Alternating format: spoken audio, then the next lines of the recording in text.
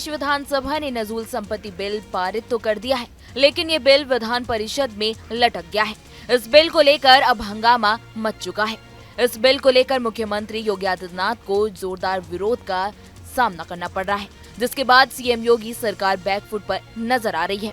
बता दें कि लोकसभा चुनाव के बाद ये तीसरा ऐसा मामला है जिस पर हंगामा मचा हुआ है।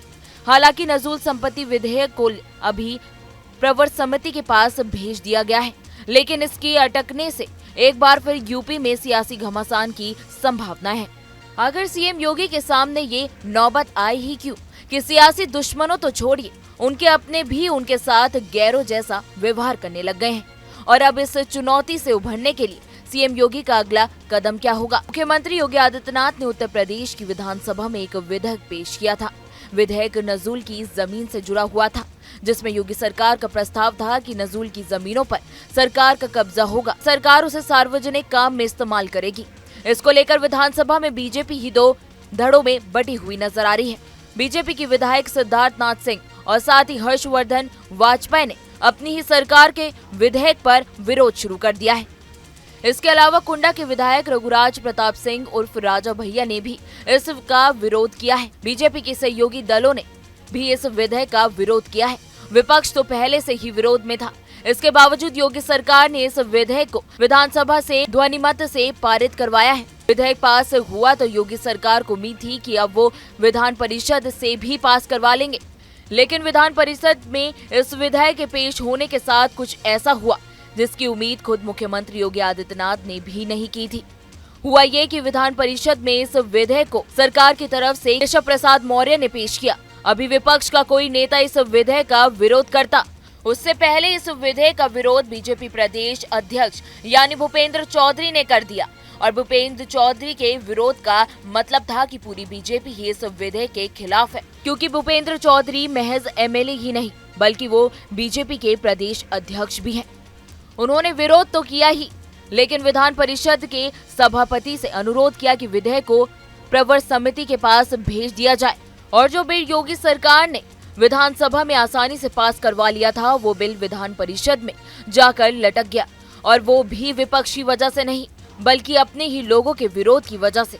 बाकी योगी सरकार के ही मंत्री और एनडीए के अहम सहयोगी संजय निषाद ने इस विधेयक के लिए योगी आदित्यनाथ के साथ ही अधिकारियों की नीयत पर सवाल खड़े कर दिए और कहा कि कुछ अधिकारी ऐसे भी होते हैं जो सरकार को ऐसे घुमा रहे हैं कि वोटर नाराज हो जाएं। इसके अलावा एनडीए की एक और सहयोगी यानी मिर्जापुर की सांसद और मोदी सरकार में मंत्री अनुप्रिया पटेल ने भी इस विधेयक का विरोध किया है और साथ ही उन्होंने इस विधेयक को तत्काल वापस लेने की नसीहत तक दे दी है। आगे बढ़ते उन्होंने कहा कि इस मामले में जिन अधिकारियों ने गुमराह किया है उनको इसके खिलाफ सख्त कार्रवाई का सामना करना चाहिए। योगी सरकार के ही मंत्री ओम प्रकाश राजभर ने भी इस विधेयक पर विचार करने की बात कही है और आखिरकार योगी सरकार का वो विधेयक लटक गया है जिसे विधानसभा से बकायदा पास करवा लिया गया था। अब भले ही बीजेपी के नेता और सहयोगी इस बिल की खामियां गिनवाए, प्रदेश अध्यक्ष भूपेंद्र चौधरी चाहे जो वजह बनाए, लेकिन सवाल तो फिर से यही खड़ा उठता है कि क्या उत्तर प्रदेश में योगी आदित्यनाथ का इकबाल घट गया है? क्योंकि अभी तक यही देखने को मिला था कि लोकसभा चुनाव 2024 से पहले तक मुख्यमंत्री योगी आदित्यनाथ ने जो चाहा है वही हुआ है, लेकिन अब योगी आदित्यनाथ पर लगातार सवाल उठ रहे हैं और ये सवाल पार्टी के अंदर से ही उठ रहे हैं, जिसकी अगुवाई और कोई नहीं उप मुख्यमंत्री केशव प्रसाद मौर्य ही कर रहे हैं। पिछले दिनों केशव प्रसाद मौर्य ने कहा था कि संगठन सरकार से बड़ा होता है और ये बयान राष्ट्रीय अध्यक्ष जेपी नड्डा, प्रदेश अध्यक्ष भूपेंद्र चौधरी और साथ ही सरकार के मुखिया योगी आदित्यनाथ की मौजूदगी में ही कहा गया है। तब इस बयान को लेकर संगठन बनाम सरकार की लड़ाई पर खूब बातें हुई थी, लेकिन अब तो बीजेपी प्रदेश अध्यक्ष ने ही सरकार के विधेयक पर रोक लगा दी है। आइए पहले जान लेते हैं क्या है नजूल संपत्ति विधेयक 2024 जिस पर इतना हंगामा मचा हुआ है। उत्तर प्रदेश नजूल संपत्ति विधेयक 2024 का उद्देश्य नजूल भूमि को निजी स्वामित्व में बदलने से रोककर उसे विनियमित करना होता है। नजूल भूमि सरकारी स्वामित्व वाली है, लेकिन सीधी राज्य संपत्ति के रूप में प्रबंधित नहीं की जाती है। सरल शब्दों में समझे तो आपको बता दें, ये वो भूमि है जिसे सरकार सार्वजनिक उद्देश्यों के लिए नियंत्रित करती है और उपयोग करती है। जैसे कि बुनियादी ढांचे या प्रशासनिक कार्यालयों का निर्माण करना। इस विधेयक का प्रस्ताव है कि नजूल भूमि को निजी व्यक्तियों या संपत्तियों को हस्तांतरित करने के लिए किसी भी अदालतीय कार्रवाई या आवेदन को रद्द कर दिया जाएगा और साथ ही खारिज कर दिया जाएगा। ये सुनिश्चित करने के लिए किया गया है कि भूमि सरकारी नियंत्रण में ही रहेगी।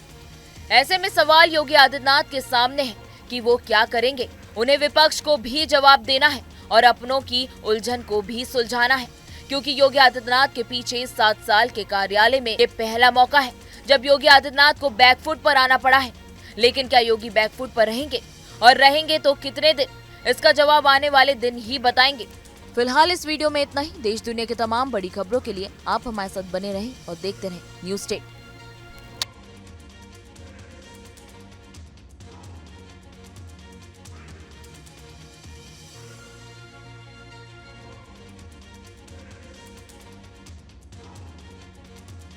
न्यूज नेशन अब व्हाट्सएप पर खबरों के ताजा अपडेट के लिए न्यूज नेशन के इस QR कोड को स्कैन करें